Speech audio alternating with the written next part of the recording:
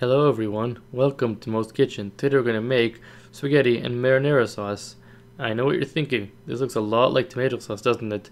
Well, there is a bit of a difference. I'm going to explain the difference on the blog, but to me they're pretty much the same idea nowadays. Anyways, let's get started. Okay, these are San Marzano tomatoes. I used these in my tomato sauce video. We're going to use them again. They're whole tomatoes, okay? Don't get them chopped or crushed or sliced or anything. It's best to get them like this. Now get a bowl and a strainer, just pour everything through just like that. And make sure you have your can a little more open because you can see I'm having a hard time. See, these are very meaty and juicy. They're not like regular tomatoes. And they're already boiled down. If you want to make your sauce from pure scratch with tomatoes from the field, it does take you hours just to boil them down to get rid of the acid. That's why you boil them down. You want to get rid of the acid. It's not so much to reduce it and thicken it, but that is part of the equation. Now these come with basil leaves, which is a bonus. Don't throw them out. And it might be a bit gross, but the best thing to do is crush them with your hands. You don't damage them too much. Also, you're going to use the strainer. That way you don't get the seeds in there. The seeds will make this very bitter and it just won't taste the same. Some people will add sugar to counter that, but to me, it's not really worth it. I feel this is a much better way. And it does feel kind of good. So just keep crushing it like that and crushing it and crushing it till you get kind of a puree. Now just kind of press it down with a spoon like that till every last bit of it is gone all the way down. Just so you can't get any more. See that? That's what you're looking for. Just get every single thing out of there. Now get your pan on medium heat. Throw in about an onion, maybe half a bell pepper, and if you have got carrots and celery, they're always welcome to the party. If you don't have it, which I don't right now, then it's okay. So you want to saute them until they're light and they get browned, or just golden. Now add about a teaspoon of kosher salt and black pepper as well, and notice we can't bake things up a bit, am I right? So to get these with the color you want, if you want them golden brown, it could take 15 minutes or even 20. Don't be afraid to up the heat to medium-high. But again, it's all up to you. If you're patient, wait until they're brown, then go ahead. If not, 15 minutes should do the job. Okay, so now we're almost done. Add in your cloves of garlic. Turn the heat down to maybe medium or even medium-low because you don't want to burn anything here. There we go. Maybe add in just a little pinch of salt again and give the whole thing a stir. Stirring occasionally. It's a bit browned at the bottom, but don't worry. We can deglaze with a little bit of balsamic vinegar or just regular vinegar to kind of get the bits off. Plus the tomato sauce will get the bits off too. That's just extra flavor anyways. Everything is browned beautifully. Now we're going to add in our tomato puree.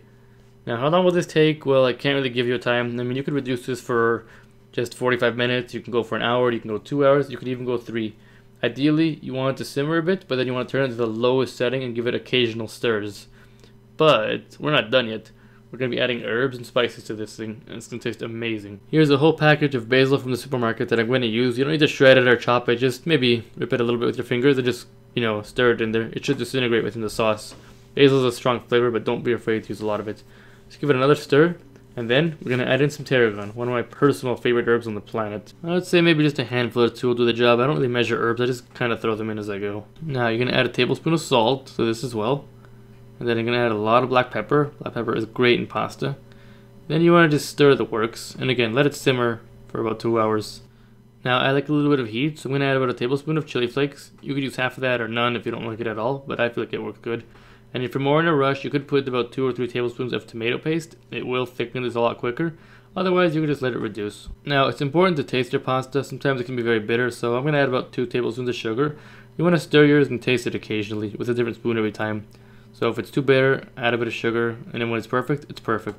Okay, mine's looking good, so I'm going to lid up, lowest setting, and about every 10 to 15 minutes or even 20, depending on your cooktop. I'm going to come by and give it a stir so it doesn't burn. Okay, it hasn't been quite 2 hours, but my pasta is definitely done. I like it like this. You don't really need to time it, just check on it. When you think it's done, then it's done. You can add a little bit of water or chicken broth or whatever it is, if it doesn't dry out, if it's too thick. I forgot to mention I added in some olives earlier. It does a really nice job. You want to taste it to see how you like it. So I think I could use a bit of salt and a bit of black pepper to make it perfect. That's kind of the real thing. Marinara sauce is the Italian tomato sauce. They sometimes use olives or capers or just whatever they have lying around. Other kinds of sauces are different. You can really make it your own personal sauce. Give it a stir and then you're ready to serve. Let's get to the pasta.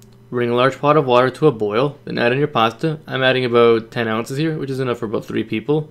So you want to add it around like that, and you want to keep it moving. So we have a large pair of tongs, that way you won't burn yourself over the direct heat of the pan. And just keep it moving. See how it kind of goes down like that? The secret to not letting this pasta stick is just keep it moving around. If it's, shells, you can stir with a spoon, but for noodles, you want to keep it moving. And no, you don't need to add any olive oil. It's very pointless. It doesn't do anything but float there. And trust me, it will not make this not stick. And I'll show you when I'm done with this. I'm going to boil it for about maybe 9 or 10 minutes. It'll really vary on your pasta on your package. I think a good time to check on it is at a 6-minute mark. The best way to know it's done is to just taste it. Don't throw it at the wall, that's pointless. You want it to have a little bit of chew to it. That's how I like mine. That's what I call al dente. And mine is just about done, so I'm going to move it to the sink next. Dump it out, and do not wash your pasta. If you're going to wash your pasta, then you're going to start all over again, and I don't think you'd like that. And look, not one noodle stuck. See that? No oil needed. Now the key to this not sticking is get a tongue or fork or whatever and just keep it moving, just so you can kind of loosen it up a little bit. There we go. Now you can season it with some salt or pepper if you want right now, and that's what I'm going to do. And oh, what the heck, I'll add in some tarragon. Why not? 2 tablespoons should do the job. There, now once that's all done, just take your tongs, mix it up, and then serve. And that's it, spaghetti and marinara sauce. Give this recipe a try. You can get the cans at large supermarkets or Italian specialty stores or online. I really recommend it. It'll change the way you think of pasta. Try out the herbs, use your own spices, and use whatever veggies you have. Hope you all enjoyed the recipe. Visit my website, guys. And as always, enjoy.